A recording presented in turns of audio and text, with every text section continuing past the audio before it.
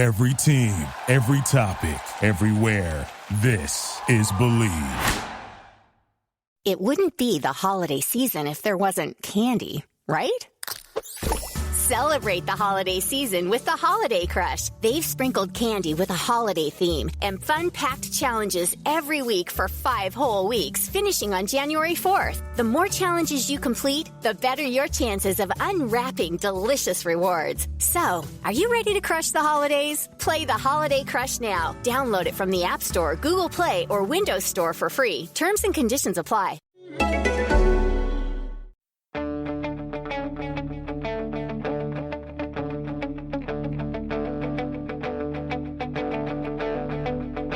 Ich warte seit Wochen auf diesen Tag und tanz vor Freude über den Asphalt.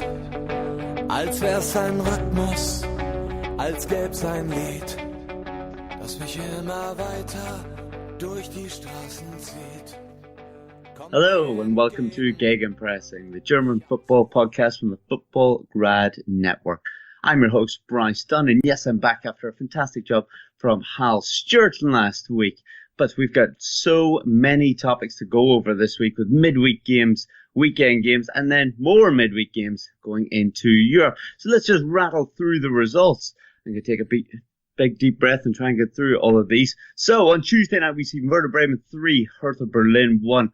Bayern Munich, held to a draw, surprisingly enough, against Augsburg. Then we see in Hanover, struggling as ever, 1, Hoffenheim 3, Freiburg 1, Schalke 0. Wednesday, we went into and seen Dusseldorf pick up a goal, but still lose to Bayer Leverkusen 2-1. Borussia Dortmund, scored 7 against Nuremberg. Impressive stuff, eh? We'll get more to that in a little bit. Then we've seen RB Leipzig 2, Stuttgart 0, Borussia Mönchengladbach 3, Eintracht Frankfurt 1. Then we see Mainz 0, Wolfsburg 0. Probably not be talking about that one too much. So going into the weekend's games, yes, on Friday, who would have thought? Hertha Berlin 2, Bayern Munich 0. What a shock there. Hertha on fantastic form at the moment. Going into Saturday, we've seen Schalke 1, Mainz 0. Schalke finally getting some points on the board, a bit more of a positive result for them. Hoffenheim seen Julian Nagelsmann, yes, his team score, but fail to lose against the team he'll be taking in charge of next season, RB Leipzig. Stuttgart 2, Werder Bremen 1, Wolfsburg 2, Borussia Mönchengladbach 2. Then we had Nuremberg 3, Fortuna Dusseldorf 0. The late kickoff game on Saturday, what a cracker this was. Bayer Leverkusen 2-0 up at half-time, and we were saying that maybe Manu's curse had been lifted. No, or Borussia Dortmund came back with 4 stunning goals in the second half. Yes, 4-2. Lots of goals by Dortmund over the last 2 games. Sunday seen Eintracht Frankfurt win 4-1 against Hanover. Hanover looking a bit hapless at the moment. And then an easy victory for Augsburg against Freiburg 4-1. That more or less does it. I can breathe again. So, joining me, as always, is Manuel Veth. Manu, how you been? Busy. Went to two midweek fixtures and 2 games on the weekend. Been traveling around. I crammed an Oktoberfest visit in there somewhere too. So it's been very busy, but not as busy as you, Bryce, because you got married. Congratulations.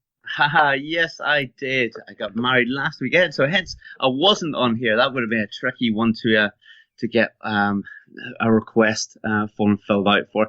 I'm being watched as I say this. It went really well, Manu.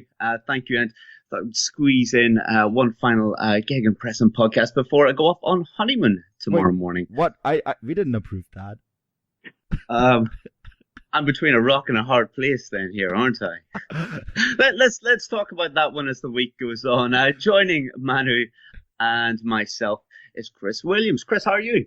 Very good, Bryce, thank you. Congratulations to you and your good lady wife. Thank you very much. It all seems to be going well at the moment. And hopefully it'll continue too. Matthew, you're on here with us once again. I'm looking forward to hearing what games you've went to in the past week.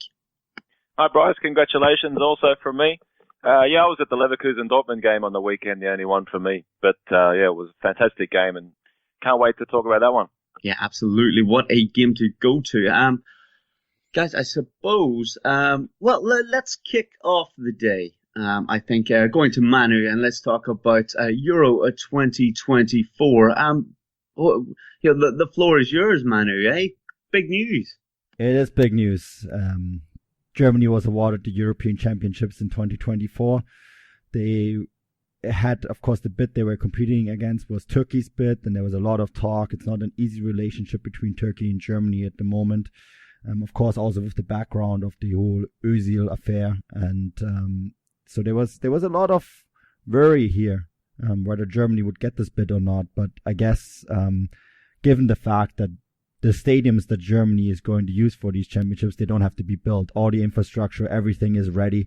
Nothing really has to be added. I guess some of the stadiums, Matt, you know this, we've chatted about this, like Stuttgart need a little bit of paint and a little bit of upgrading perhaps. But the infrastructure is here. Germany is probably only one of 2 or 3 countries in the world that could host a mega event like that tomorrow if they needed to. So I think it makes a lot of sense, and I think it's really exciting because, of course, coming off the back of a very disappointing World Cup, this will be something that the German national team can work towards too. And German football is always at its best when they have a project, and this is a fantastic project. This is a great thing to work towards and get the country back on track in terms of football. Yeah, but Manu, I imagine that you would like to more on track before 2024, wouldn't you think? Yeah, absolutely. But there's little things that can be improved. I think when you look at the way the league, we have chatted so much about the league and the lack of competition for Bayern, although I guess today this will be a bit of a different topic, but that has to be improved. Countries like France or even England have come on par in terms of France, have go past them, and Germany has to go back to being the number 1 producer of youth talent. So there's always things to improve. And yes, Germany needs to be competitive before 2024, but they want to have a team that can win the European Championships if they host them, right? Yeah, absolutely. Well, I suppose let's talk about things domestically now, because unfortunately that was one of the many topics that we've got to cover today. We'll start with Bayern. We'll start with the champions, and we'll talk about that midweek draw to Augsburg. Oh, but before we do, guys, Andrew Flint of the Football Grad Network, he wanted something special today. So could you guys talk about the special food at the ground just for him? How good was that grub? At Bayern? Yeah. It's absolutely horrible. So, they start with a buffet before the game, a cold buffet, and then they have a warm buffet. It's usually, this time of the year, it's usually an Oktoberfest braten, so Oktoberfest roast. And then halfway through the game and halftime, they have cakes, dessert, and then post-match, they usually have a midnight kitchen, they call it, and an open bar. So it's horrible. It's I don't know how people can work there every week. Jeez, sounds terrible. Yeah. Anyway, Andrew, we've covered that for you. Let's get to the football. Manu, I suppose we'll go back to you. This was a 1-1 draw. I know that you struggle to say good things about Augsburg on many occasions, but a goal in the 86th minute, this is a fantastic result for them, and one of 2 stumbling blocks that Bayern have faced in the last week, to regain their championship. What exactly happened during this game? They didn't convert their chances, Bryce. Matt, you were at this game too, right? And Bayern had chance after chance after chance, and it's one of the oldest wisdoms in football that if you do not convert your chances, and 1-0 is a very close result, the opponent only really need 1 chance to go back in the match. And Augsburg had exactly that. It was Felix Götze, a former Bayern youth product, and yes, he is the brother of Mario Götze, and made it 1-1 and got a result. And that was the first stumbling block of the week. And I think, that game in particular, Bayern would have probably deserved walking away with a victory. But at the same time, the one thing that I thought is just they lacked that last bit of conviction in the penalty box. And I wrote the preview today, and I know we're going to talk about this in a moment, on the Ajax game. And the one thing that if Robert Lewandowski doesn't score goals at the moment, there isn't very many goals in this team. Yeah, I mean, Matt, would you agree with the analysis that Manu just gave, that, there's only one source that the goals are really coming from? Yeah, it was an interesting game. I thought Bayern were just a little bit lethargic. They had chances to score with Renato Sanchez and Sandro Wagner. Just couldn't quite get it done. Of course, Leon Goretzka lined up at left back for this game, which is something we should probably talk about too, highlighting a little bit of a lack of depth in the fullback positions. But yeah, they should have put this away. Augsburg were quite defensive with the back five and Moravec and Daniel Bayer sitting quite deep in the holding midfield positions, just looking to hit them on the break through Hahn, Kobe or Gregoritsch.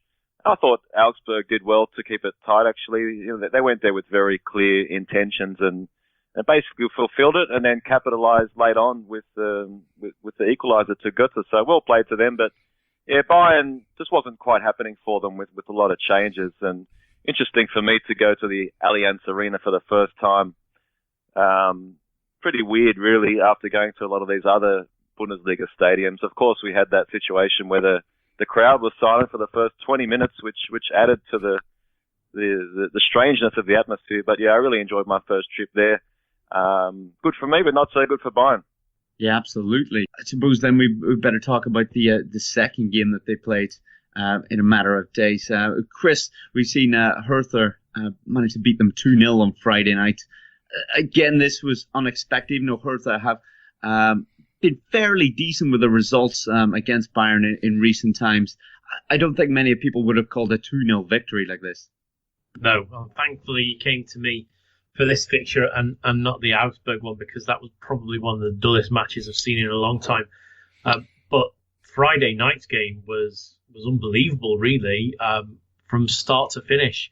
At the very start of it, there was some complaints from the Bayern fans that they weren't playing in red, which I suppose is a fair shout, really, as Hertha playing blue, and they were playing in green, so with a mint green, so they weren't on the best footing to begin with. And all of a sudden, they just looked, well, a shadow of how they've been previously. And I'm going to be honest, I think Manu's the same as well. It being coming, this sort of performance from Bayern, even when they beat Bayer Leverkusen the other week, they were very laboured about it. It was a second gear job, sat back, probably didn't really do as much as they could have done. Similar against Augsburg, and then on Friday night they were just really poor. They were slow. Every player apart from Neuer was taking too many touches, which just played into Hertha's hands because they were so fast into the press, turned the ball over quickly and attacked at will. And really, it could have been a few more, I think, but I mean, the reaction at full time said it all. Hertha were ecstatic, and maybe they should be, because I've not seen a team work like that against Bayern for a long time. And I did the thoughts for fussballstat.com after the match, and I thought that they were such a well-drilled unit. They did everything together. The midfield knew what the defence were doing and what the attack were doing. The attack knew when to drop back. The guys on the outside knew when to tuck in and try and force Bayern wide, which they couldn't do. They couldn't really play through the middle of them either.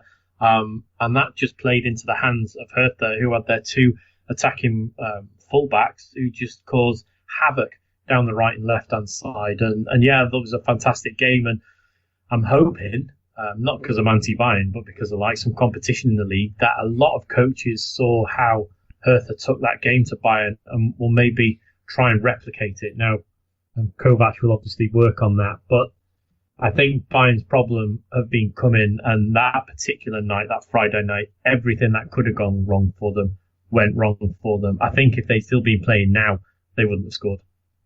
Chris, I watched Doppelpass. I know you did too, and we have something to chat about that show in particular. Those who don't know, it's a German show. We'll get to chat about that in a moment, but in the infinite wisdom, Bodo in the infinite, we have our very own protest on this show. In the infinite wisdom, Stefan Effenberg and Bodo Ilkner said that Bayern have more depth in their squad than Dortmund. I'm not sure where they got this number from, because I actually looked this up, and at the moment there's only 16 healthy field players in Bayern's squad. That's healthy, isn't it? I think maybe if everybody's fit, then it's 22. I would say Bayern have the edge.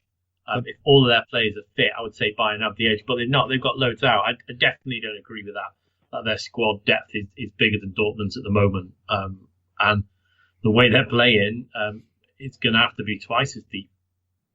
Yeah, it's 22 when they're all healthy, 16 when they're not. Dortmund have 29.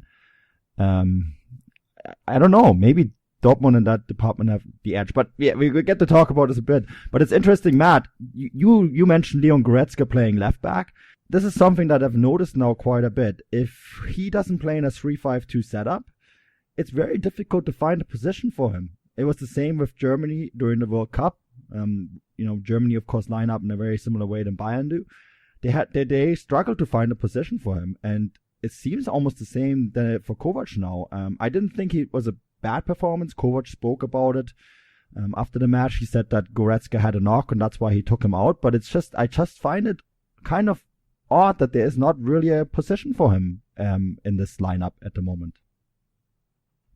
Yeah, well, there is a lot of options in central midfield, and Renato Sanchez coming back just adds another one in there, I guess. But this just highlights what we talked about at the beginning of the season, that they do have depth issues in the fullback positions, and we've seen it come to the fore already here. We saw Heinkes try out quite a lot of young players last year, particularly towards the end of the season, but there's none of those youngsters really hanging around at all at the moment, looking like they can come in and do a job. So he's basically putting players out of position. So that's something that's good for the rest of the league, and something we've been talking about as a potential weakness in Bayern's armour, and it looks like it happened here. So we'll have to wait and see what happens. We all know that Alphonso Davies is coming in to bolster the wing ranks, but that fullback position might be something they need to look at in January. And guys, I suppose, how do we feel that they're going to get on midweek, Bayern, against Ajax? Ajax, the other team with 3 points in that group. Chris, we'll go to you on this one, and then obviously after the Ajax game, they've got a tough tie on Saturday against Borussia Mönchengladbach. I think they'll be okay against Ajax.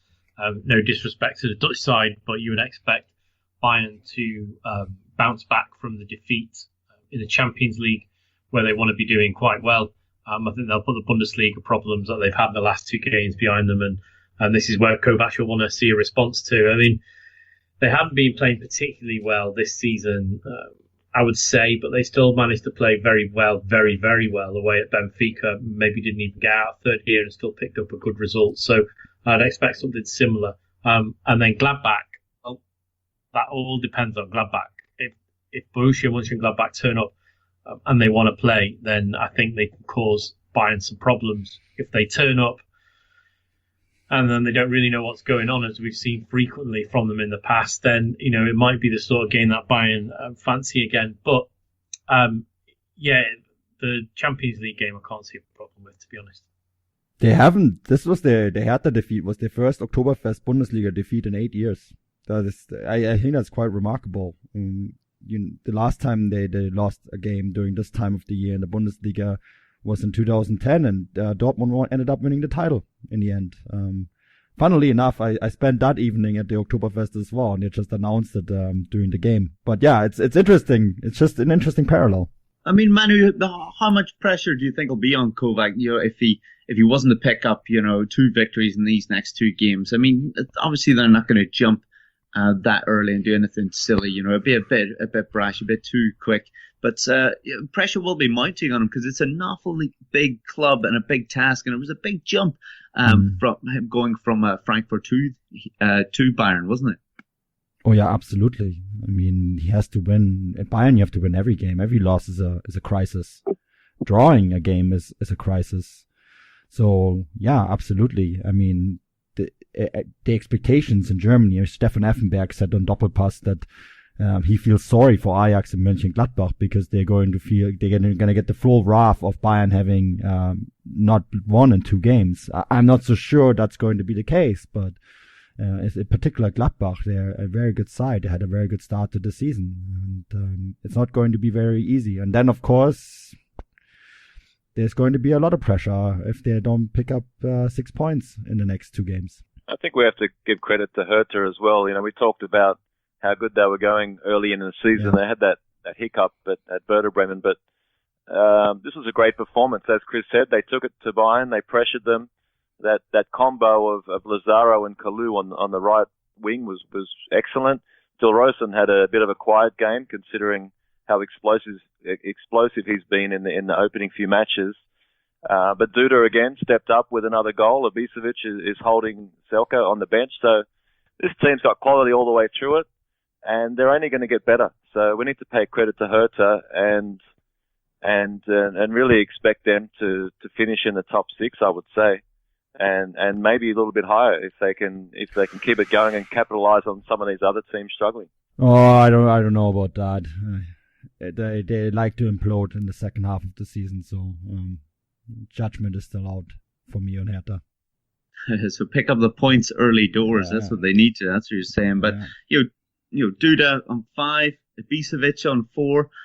They're doing pretty well after 6 games. I think the confidence seems to be there, especially when you see the likes of Lazaro bicycle kick a clearance, in the opening minutes. So let's just see how long this lasts for Hertha. Guys, this kind of opens up the title race a little bit more. Yes, it's early days, but we'd rather be close at this stage than anyone being well clear. When I say that, Bayern, as it normally is. But let's talk a little bit about Borussia Dortmund. Obviously, during the week, we've seen them win 7-0 against Nuremberg. With 6 different scores, rather impressive scoreline, no matter who you're playing. Chris, is this us witnessing Favre's football finally, coming across to the players? Are finally getting to know what they should be doing out there? I'm going to say yes and no for that match, and yes and no for the match on Saturday. So I think we're seeing it slowly come to the fore. I don't think it's there yet. But I mean, you can't not spank a team 7-0 and not play particularly well, which is what they did. They played exceptionally well. And it was an all too easy game for them in the end. But I think you can take more from the game against Bayer Leverkusen, where they showed the sort of mental strength to come back and to stick with. There's no panicking. It's what we've seen in the past, as Dortmund have panicked and ultimately either gone on to concede a goal and then lose or even draw a game from a commanding position. And I'm not seeing that currently this season. I think that Favre's got the likes of Royce playing well. He's sort of taken a gamble on Brun Larsen, and that's looking like it's worked out. Pulisic seems to be getting back to himself.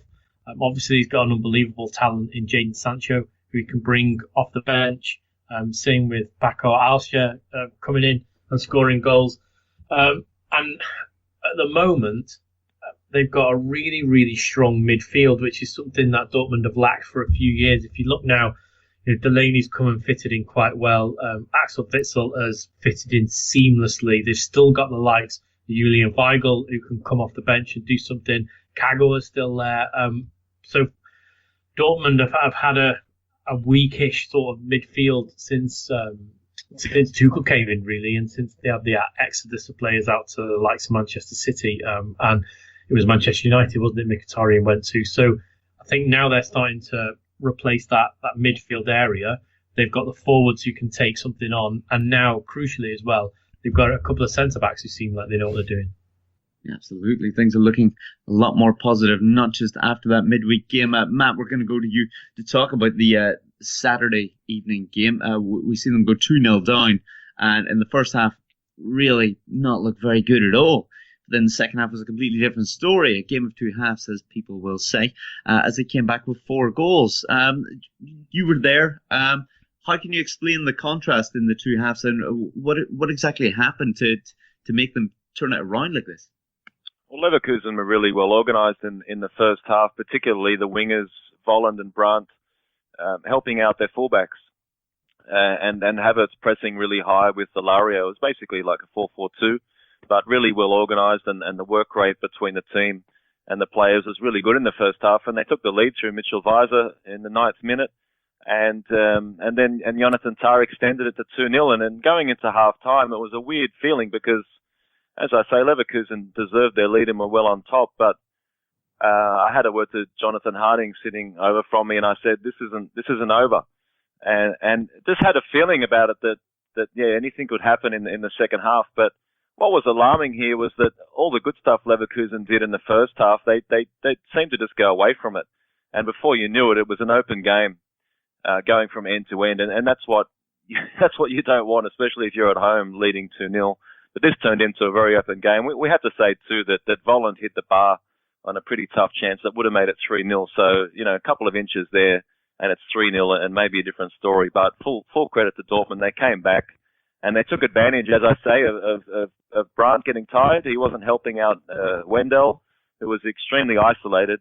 And Favre took advantage of that. He brought on Sancho, who went past Wendell within about 60 seconds. I know he was upfield, but basically the three goals, the first three, came down that right edge.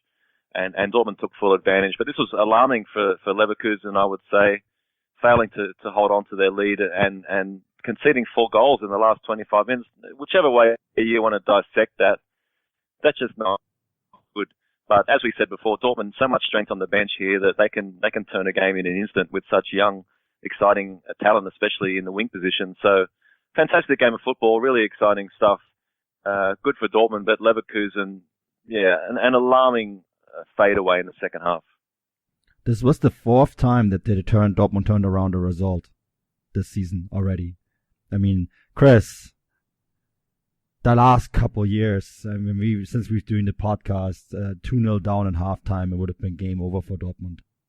Well, yeah, I mean, and as I said a little bit earlier, 1-0 up at halftime, and it could have been game over for Dortmund because they had a real habit of not being able to put a game to bed, not being able to find that second goal, and then all of a sudden leaking one, and then being on the receiving end of a poor game. I think, was it Mainz last season where they did that? Yeah. They were cruising at one point, and all of a sudden, they leak a goal in like the 89th minute, and they've dropped 2 points. So that's the big difference between last season's Dortmund and what was seen in the opening 6 match days for me. And then I suppose, guys, we need to talk about the midweek game coming up. Manu, we see Dortmund play against Monaco. Monaco lost to Atletico Madrid, which is no mean feat whatsoever. But how do you see that game going this midweek? Yeah, so I'm actually at that game. Really looking forward to it, the experience and all that. But there is, of course, a big shadow over this game as well, because Monaco, all remember the events. I guess it's a bit over a year ago, 2 seasons ago, that the terror attack on the bus, right, before Dortmund's quarterfinal match against Monaco, it was an event that I think, when you look at last season, we didn't really weigh enough how much that sat on that club, right? The case that was, of course, ongoing against the terrorist who was betting against falling chair prices at Dortmund, because of course they're a chair company. Really insane stuff, and they were carrying that through all of last year. Marc Bartra, of course, left the club at Christmas because he was hurt during that attack. He broke an arm, and it's going to be interesting to see how they're going to deal with this game. Sebastian Kehl said on the weekend that they just want to move on from it and just play it like any other normal game. But it's going to be an interesting to see if that's maybe going to give them final closure on everything like that happened during those events. Yeah, I mean, Chris, I'm sure you agree as well that it's hard sometimes to put an awful experience like that behind you when you have to almost revisit things, by going and playing this game again a few years on. Yeah, I mean, well, the club's changed a little bit, hasn't it, since then? A few people have come in, a few people have left. So I'm sure there'll be some memories raised. I mean, thankfully, no one died. I mean, that is the key one, isn't it, for this? Or this sort of game would have been horrendous for everybody, for both clubs involved. But it came very, very close to it. perpetrator was found, and both clubs have seemed to move on. I think the best thing is the players that were badly affected now look to have made some sort of peace with themselves and got past it. I'm not going to say they're totally over it, because I don't think you ever would get over something as bad as that, especially for those who were on the bus and for those who were missed by nails, etc., by the barest of minimums. It's going to be a difficult one, but we saw how Dortmund dealt with it in Dortmund when it happened, the way the crowd and everybody in the city opened its doors to those who are visiting from France. I think we can talk all week, should the game gone ahead, and what effect did that have, not just on Dortmund, but also on Thomas Tuchel, etc. So I think it'll be nice for this one to look back and see how close things came, and maybe everybody just take a step back that it's a football game, but it is a football game, and that's what maybe we should concentrate on, not the actions of one rather warped individual. No, absolutely. And do you see Dortmund coming out on top of this, Chris? Yeah, I do. The way they've been playing recently, yes, I do. I think for those in the team that are still there and were there last season, and that even goes into the structure of the management and those who run the club, they will want to show that they weren't maybe in the best of minds to play that game the other season. So they'll want to come out and show Monaco exactly who Borussia Dortmund are. And I think we only saw that very briefly in those two games last time. And no, I don't think Dortmund will be out for revenge. That'll be the wrong word, but I think they will be out to right some wrongs that maybe they thought they had put on them. Yeah, absolutely. And then just one final note, Chris, on Dortmund. We see after this game them playing Augsburg and Stuttgart. I would imagine that you'll agree that those are two games that are the perfect opportunity to pile more pressure on champions Bayern, to really give them a good title race this year. Well, yeah, I would have said that prior to this week. Augsburg obviously had a fantastic result on Sunday, came off a fantastic result again against Bayern, so they're going to be ready to welcome Dortmund. And then Stuttgart, you don't know what you're going to get with Stuttgart. Some days they can play horrendous, some days they can play particularly well.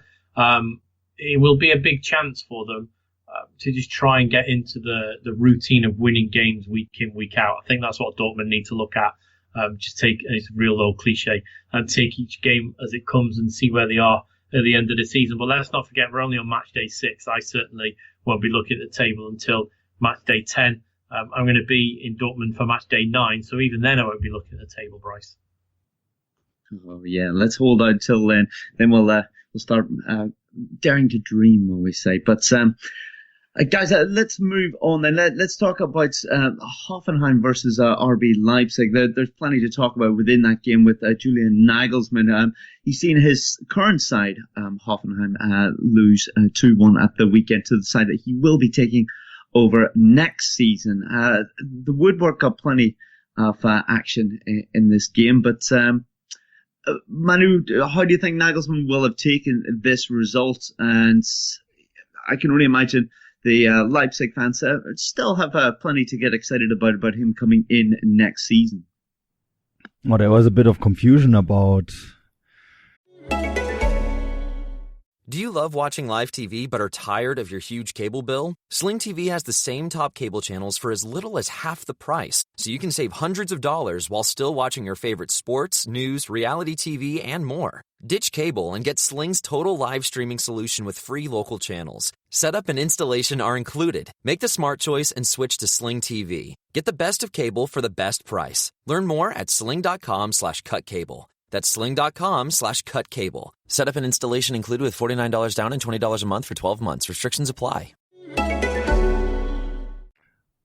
Nagelsmann and Rangnick, and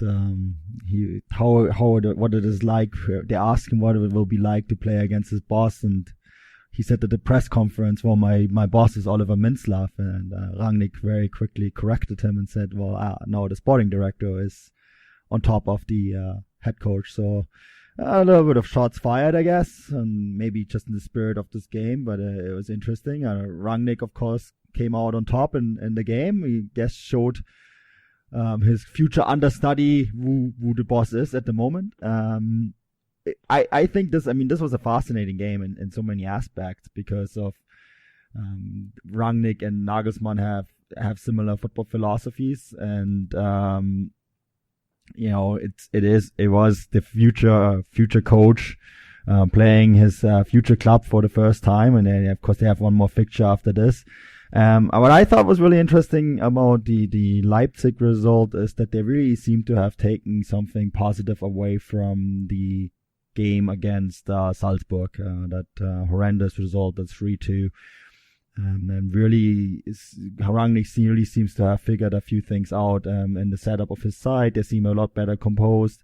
He's gotten players that somewhat misbehaved, I guess, the likes of Augustin and Upamecano and Konate, a little bit of trouble with them. Augustin, of course, with his cell phone on the bench, that didn't go over very well. He played with 3 in the back in this one, and it was all around a really, really interesting tactical match. It looks like basically Rangnick just mirrored Nagelsmann's formation here, and looks like Obi-Wan Kenobi got one over Luke Skywalker or something like that, and the Force will be with Nagelsmann soon enough. But yeah, this is an interesting one on that front. But it looks like, I didn't see the game, but it looks like it was a pretty tight game, and Woodwork played a bit of a part here, so could have gone either way. But yeah, good result for Leipzig, and bouncing back a little bit, as you said, Manu, after that Salzburg defeat. Yeah, I think it's exactly what they needed, because there was of course already talk, and now they're up in 6th place. I know, Chris, it's too early to look at the table, but I think the result against Hoffenheim is a big statement. And it's also important for Rangnick because there was so much going on at Leipzig that they can quiet things down, because they have a tricky Europa League fixture too. They're traveling to Norway to play Rosenborg Trondheim, and that's not an easy one to play. We need to take into account too here that Kevin Vogt was out for Hoffenheim, so the back three of Justin Hugma, Stefan Posch, and Kevin Akpoguma. That's, their defense against Leipzig were missing a lot of their experienced defenders. And I've just had a look here on Twitter, and Nagelsmann has said that Vogt is definitely out of the Manchester City game. So it's not looking good for Hoffenheim against Manchester City, I wouldn't say. And I think that Kevin Vogt being out for that particular match is bad news for Hoffenheim, and Man City will be deserved favourites for that clash. Yeah, you were at that game, Matt, right? I think that when I did the match preview, there was still hope that Vogt could play. I have to lament that. That's a big blow. That makes all the difference. Chris, you talked about the importance of Vogt in that particular lineup quite a bit. He is such a big difference maker for them. Yeah, he is. He's a leader. I think he organises well at the back. He's a big presence, and I think we saw with him not on the pitch, what that led to on the weekend. I mean, although Hoffenheim lost the game, I'm just waiting for this side to really click in. They just seem to be missing just the final element to be able to put games away. And I think had this game been played in 4 or 5 weeks, I think we may have seen a different result, because I'm not too sure that things are going particularly well at Leipzig, and maybe Hoffenheim were just unlucky not to at least come away with a draw on that day. Especially, I think it's more fun to read about what Nagelsmann said, that Mintz laughs his boss and not Rangnick. I think that was quite funny. Just let that one bubble on for the rest of the season. Yeah, well, I'm still trying to get over who Matt possibly thinks who Darth Vader and yoga is in this Bundesliga Star Wars world, but I think that's a topic for another day, maybe, or we'll let him just think on that one a bit more. Manu, how do you see Leipzig getting on midweek? Then do you think then they'll be able to balance the midweek games with the Sunday fixtures? A real problem that they had last season. It all seemed a bit much for them. Do you see that changing at all this year? Well, usually when you go to Norway as a German Bundesliga side, you have to win that game. But I mean, it's a long trip up north, and Leipzig has been a side that has struggled with that balance. So I think it's going to be quite a difficult fixture for them. But I mean, they have to win it. I mean, that's the bottom line. They have to win that game. Yes, indeed. And no doubt Matt will be enjoying the Hoffenheim City game as well. I think many of us Bundesliga fanatics will be tuning into that one in the hopes that Julian Nagelsmann might be able to surprise the world and get a win against City there. Let's talk about Schalke, guys. They finally managed to get some points on the board with a 1-0 win against Mainz. Obviously, things went very well for Tedesco last season, but not quite the case this year. That's 6 games, yes, and 5 defeats that finally got a win. Manu, you kind of said that the wheels had come off the Schalke bus here. They managed to put one back on by the seams of things. They beat Mainz. This is a big victory, and I mean, do you think that they're going to be able to steer things in the right direction now? It was really interesting because I had to backwatch this game because I was in Nuremberg, and Nuremberg and Schalke have close ties. They have a fan friendship going on there, and a lot of people in Nuremberg in the press box were actually watching the game, parallel game in Schalke, hoping that their friends in Gelsenkirchen would pick up 3 points, and they did. Which was very important because a lot of the talk was about Heidel and Tedesco. They have done a lot of work, positive work off the field at Schalke, but it's very quick. If you don't get the results in Gelsenkirchen, you get the chop very, very quick. And I think that there's a saying in German, Mund abwischen und weitermachen, it was 3 points. That's really the bottom line here against a very good Mainz side. I mean, Matt, you raved about Mainz last week, and their side is an interesting project, and I think getting the 3 points there was not guaranteed at all for Schalke. Yeah, well, that loss at Freiburg wasn't what Tedesco wanted at all here, but interesting tactically that Tedesco's benched Naldo and gone for a back 4 in these last 2 games, and started also with Amina Harit and Konoplyanka, who have both started. So interesting little tactical switch from Tedesco. We'll have to see how that plays out in the next few weeks. With the situation with Naldo, maybe he's just resting him now for some important games, or going to bring back the 5 at the back. We'll just have to see what happens. But it looks like he's got a little bit of momentum here, but at the end of the day, it's a 1-0 home win against Mainz. This is far from a turning point, I would say, and still some pretty tricky fixtures coming ahead, up for Schalke. They have 4 away fixtures out of their next 5, including this trip to Russia and Turkey. So that's not easy, and we'll have to wait and see what happens with Schalke. But a small, very, very small step in the right direction, I would say. Chris, you actually said something positive about Konoplyanka. You chatted a little bit on the side there during the match. Yeah. I thought he had a good game, really. I mean, we all know what he's capable of when he's on his very top of his game, and I thought he was quite close to that over the weekend. I thought he played well. He played with a spring in his step. Was unlucky not to score, rattle a crossbar with a tremendous shot.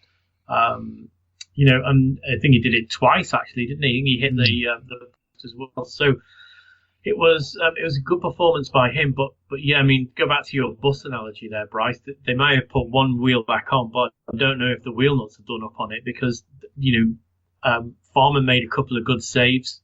I think Mainz probably could have had a couple more, but then in truth, maybe Schalke could have done. I think if it would have been 4-2, this might have been a true reflection of the game. But Schalke, they still looked a little bit ropey to me, not in the final moments, but maybe the last 5-10 minutes when they sat back really, and they looked a little bit nervous. So I think the full time images for Tedesco, it was ecstatic, but then you saw a little bit more of a reflection on his face where he's happy he's got those 3 points, but what's next? Where does the next 3 points come from? And the next 3 points after that, because whilst I'm an advocate of not looking at the table, until 10 matches gone. When there's a 2-point gap after 6 matches, that becomes a problem. I think we saw that last season for Köln before they went down. Well, Manu, there's no better man to speak to about Russian sides. And how do you see Schalke getting on against Lokomotiv Moscow during the week? They drew their last game against Shakhtar Donetsk. Do you see this being a little bit of an easier tie for them? No, Schalke drew Porto, Bryce. But that's okay. Oh, my bad. I've been a little bit distracted. You've been gone. It's okay. You got married. It's all fine. They drew Porto. I think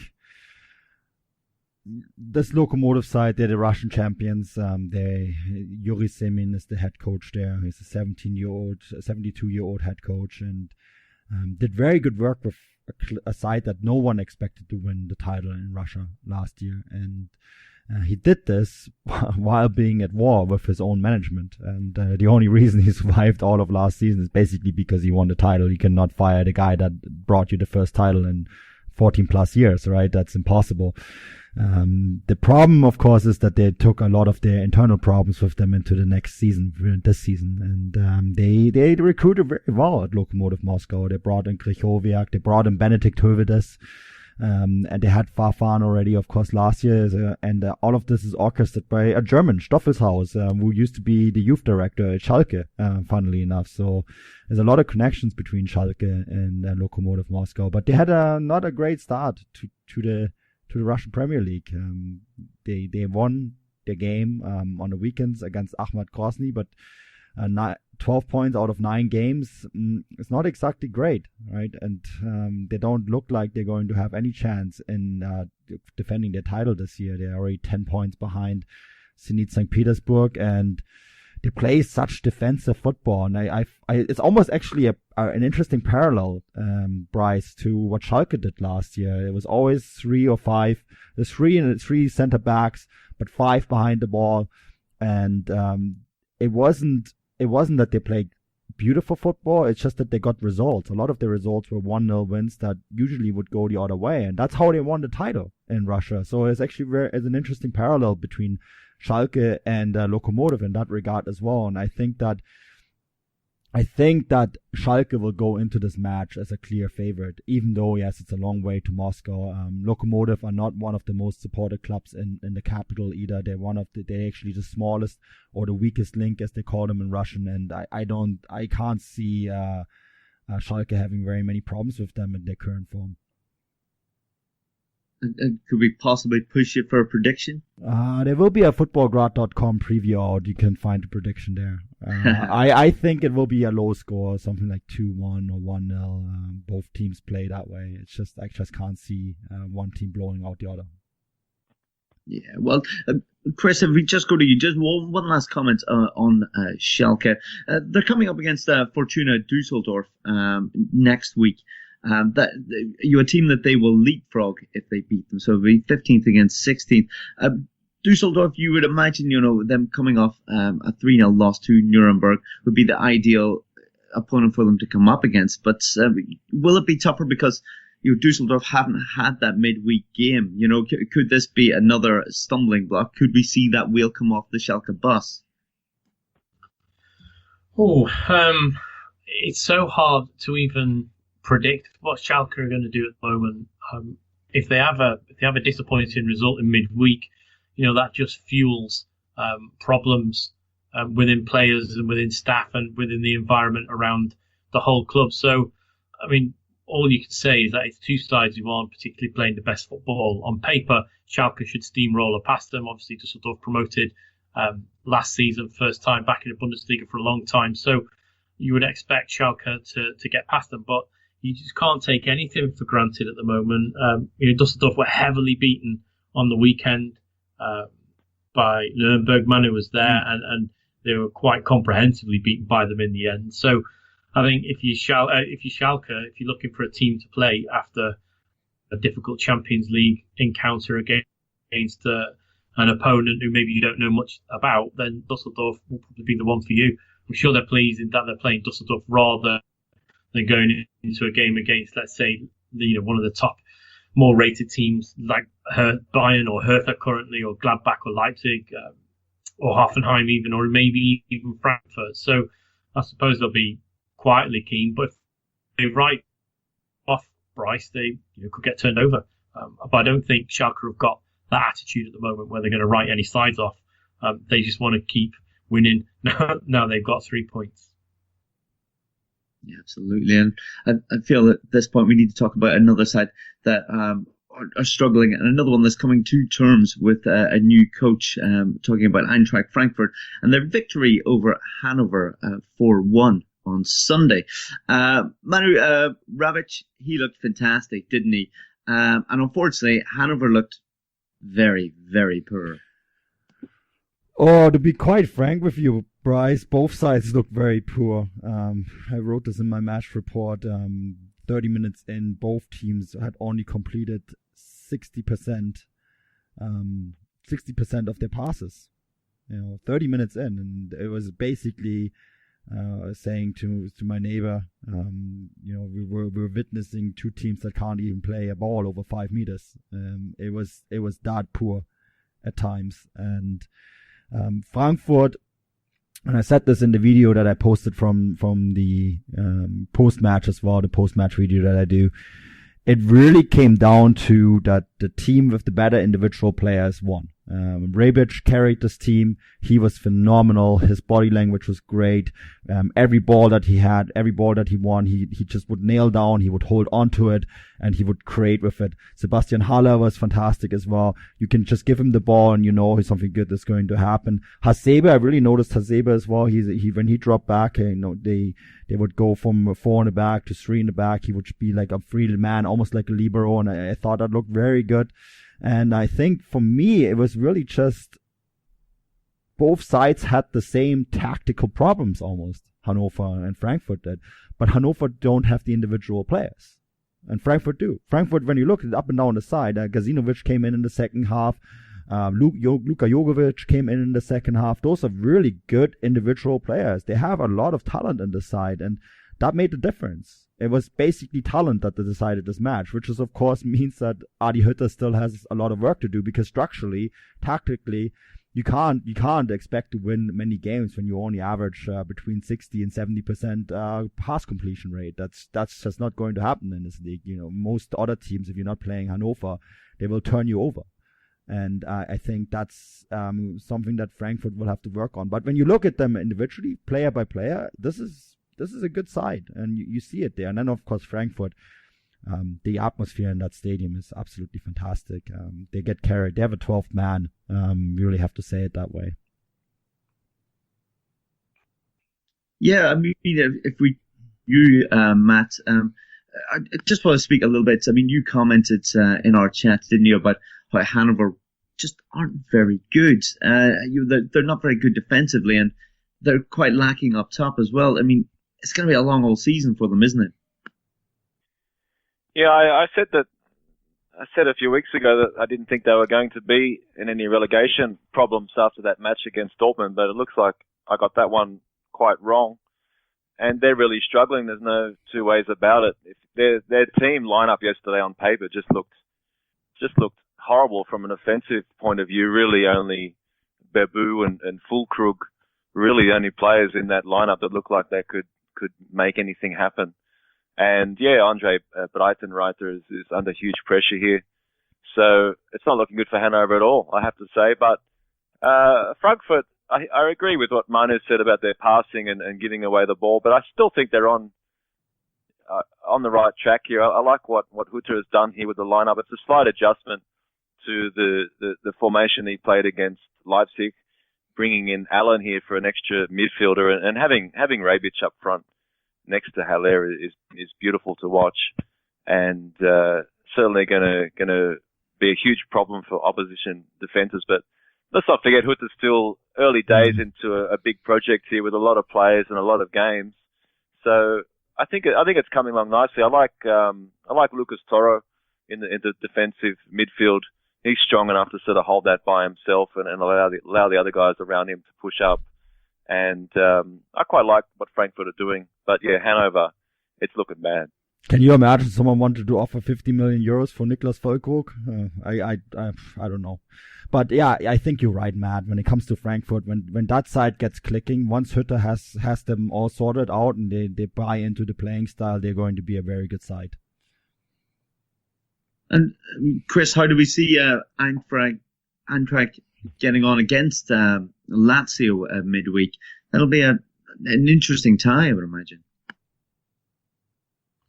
Well, yeah, I mean, it's always a difficult place to go, isn't it? And yeah, they've got a good way about them. I don't see that much Italian football, but whenever I've seen them, they always look quite decent. And it's going to be a big ask for Frankfurt. I think if I'm them, do I want to maybe forgo this competition and concentrate on cementing Bundesliga survival early on, because they don't want to fall behind. You know, this rhythm of Sunday, Thursday, Sunday, Thursday does start to grate after a while. And I mean, where are they now? If you look at, they're not in the best of areas. And by the time the break comes along, you know, do they really want to be playing in the Europa League later on in the competition? We all saw what it did to Cologne last season. I think maybe, and unfortunately for Frankfurt, their foray into Europe's come at completely the wrong time for them, with a new manager coming in, Kovac going out, losing a couple of decent players, not having the World Cup stars available to them straight away. I think it's become a little bit of a problem for them. But I mean, maybe we see how they are, Bryce, in the next few weeks, and climb into 12th if they can get themselves maybe up to 9th or 8th in the next couple of weeks. You would think, okay, that's not too bad. But if it falls the other way, when they're knocking on the door of Stuttgart, Schalke, and Hanover, then yeah, it's going to be a difficult one for them, especially after the highs of last season. Back-to-back Pokals, winning the trophy, to fall off the pace this season and be involved in a relegation scrap would not be ideal for them. Well, Chris, just sticking with you, just before we talk about our final topic of the day, a team that did move up to 8th with a victory, a 4-1 victory, was Augsburg against Freiburg. How impressive were Augsburg in this? And, it sends them further up the table away from any possible relegation battle. Well, once again, I think it's too early to say. Obviously, games played over more than 6 matches. But they started well, which they haven't tended to do in the past. And yeah, yesterday's game was excellent, really. If you look at Finn Bonnison, who just lamped himself with a hat-trick straight into the top scorers chart, thinking he's only a couple behind Duda, etc. So yeah, but it's the way they really, unfortunate Schmidt to get classed with his own goal, but I think that midfield where they've got Khedira in there is playing quite well. Kaloubi scored a goal, and Finn Bonnison at the top of that almost triangular attack that they've got with 3 across the middle and him as a spearhead.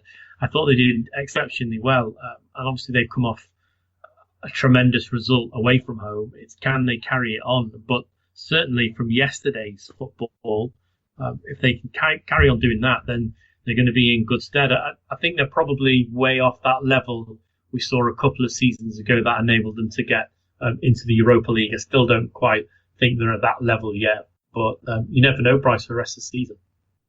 Yeah, absolutely. In my opinion, I think they've got too much quality to be dragged into that battle down at the bottom, but time will tell. Guys, we've got one final topic we need to touch on. Manu, we're going to go back to you on this.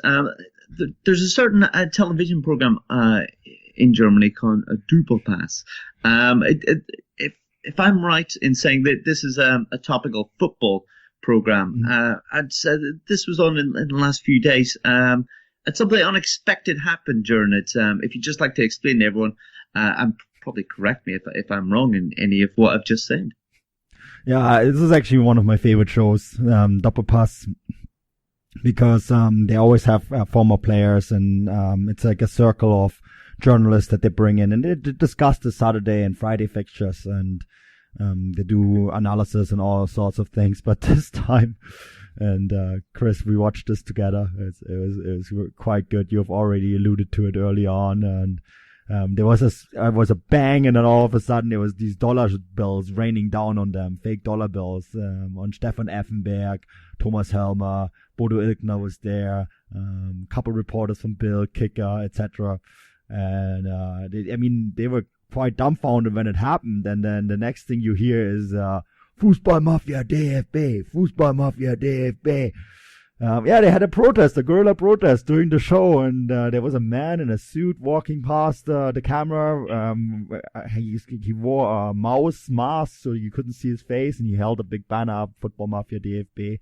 And of course, this is all connected to the protest that we had midweeks, where there was 20 minutes of silence for the beginning of every game by the ultras, because they're protesting the over-commercialization of the games, the Monday fixture, more and more games at different times, and then of course the fact that there's no more Champions League in free television in Germany, because the Sky and DAZN have taken packages, and those are things that are not good. I mean, in German football, German fan culture is very much, I know in England and in the United States and a lot of other countries, it's quite common to pay for football games. We don't have the tradition here for it, and fans are really fighting against it, and I guess this was a perfect example of it.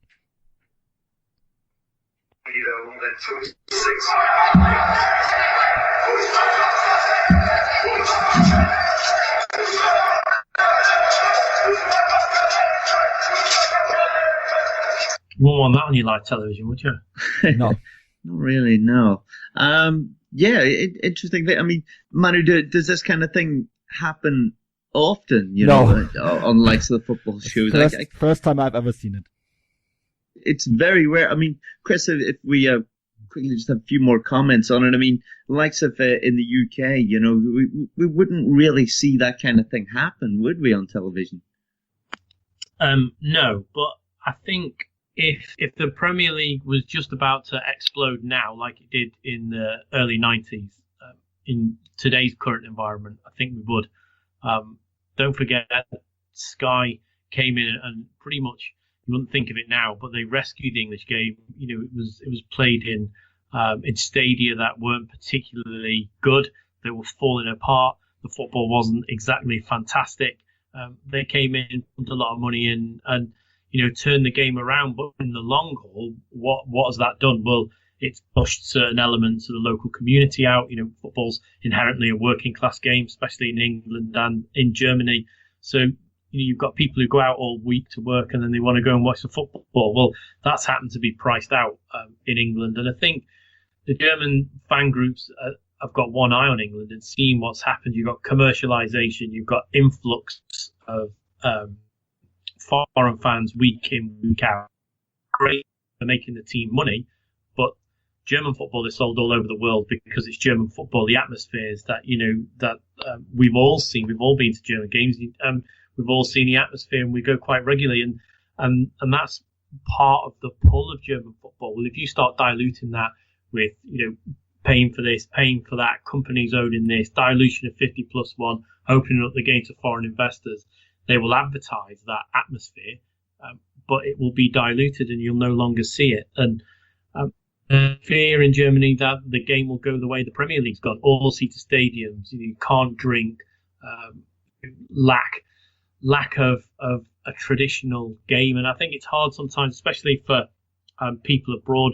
I had a chat with a couple of North Americans, because they're used to commercialization with sports franchise of teams, moving cities, etc. These are football clubs that are steeped in hundreds of years of traditions. Some of them can even intrinsically link back. You've got the workforce at Leverkusen, you've got the miners at Schalke, you've got all the industrial areas in the Ruhr region at the likes of Dortmund. So there's a real connection to the clubs, and it would be unfortunate if it were to turn into a modern version of the Premier League where fans are treated as well. It's a cash cow, really, isn't it? And that's why you've got thousands of people getting on planes each weekend and flying to Germany from the UK, from Scotland, from all parts of the United Kingdom, because they want to experience that football that the fans are working hard not to have diluted. So I'm fully on board with them. The other side of it is that where does the game go? Because it needs the money to invest. It's a delicate one, but at the end of the day, football without fans is nothing, and I think that's what they're their cause is. Yeah, and well said, Chris. I think it's a very good point, and many of the points that you made is the reasons why we love German football. But guys, that more or less does it today. I think we've covered an awful lot. I'm going to go to Matt first. I know that you're going to Hoffenheim versus Man City. What else have you got coming up at the weekend then, or what would you like to draw people's attention to? Just applied for Fortuna Düsseldorf against Schalke on Saturday, so hopefully that's all good, and that'll be my first trip to Düsseldorf. But that'll be it for me on the weekend, taking a little bit of a break after my mission a week and a bit ago. But really looking forward to Hoffenheim Man City tomorrow. That should be excellent. Nicely done. And you can find any of Matt's reports coming up on the Football Grad Live Twitter account. Manu, you've always got plenty going on. Go on and let us know what exactly you would like us to tune into. Yeah, so I well, by the time this podcast is out, I went to the 1860 game, the Monday game, Liga 3 game. Tomorrow I'm at Bayern against Ajax. On Wednesday I am at Dortmund against Monaco, and then Saturday I'm back at the Allianz Arena for Bayern against Gladbach, and there will be plenty of material related to all of these games coming out. And the Football Grad, we have got all the Champions League previews, and most of them are already out, and they will be all out by the time the podcast is out. Very exciting indeed. And Chris Williams, well, what would you like to draw people's attention to?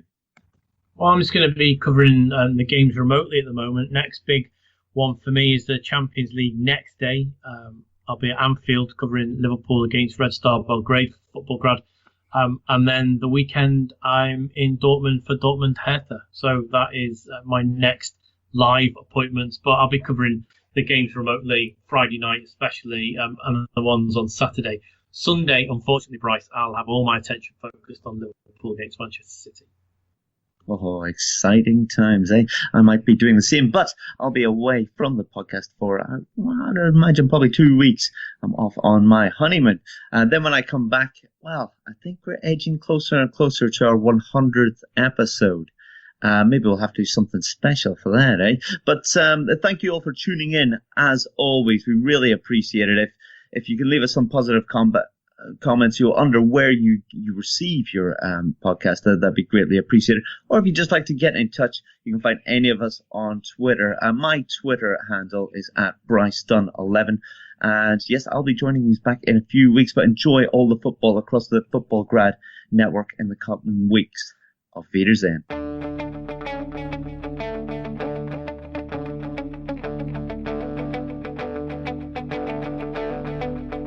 Ich warte seit Wochen auf diesen Tag und tanz vor Freude über den Asphalt. Als wär's ein Rhythmus, als gäb's ein Lied, das mich immer weiter durch die Straßen zieht. Komm dir entgegen, dich abzuholen. It wouldn't be the holiday season if there wasn't candy, right?